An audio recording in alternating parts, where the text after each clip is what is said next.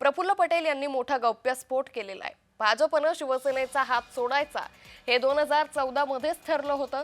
राष्ट्रवादीनेही काँग्रेसचा हात सोडायचं हे 2014 मध्येच ठरवलं होतं। शरद पवार यांची खूप दिवसांपासून भाजपसोबत जाण्याची इच्छा होती, मात्र गाडी स्लिप होत होती असंही प्रफुल्ल पटेल यांनी म्हटलंय। 2014 में लोकसभा के इलेक्शन के बाद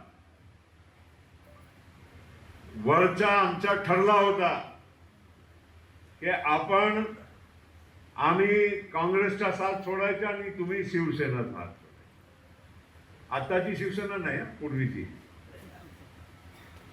आणि त्या हिशोबाने विधानसभेची इलेक्शन चारही पक्ष वेगळे लढले, नाहीतर दोन होते ना, शिवसेना, बीजेपी, काँग्रेस, राष्ट्रवादी, चारही पक्ष वेगळे लढले।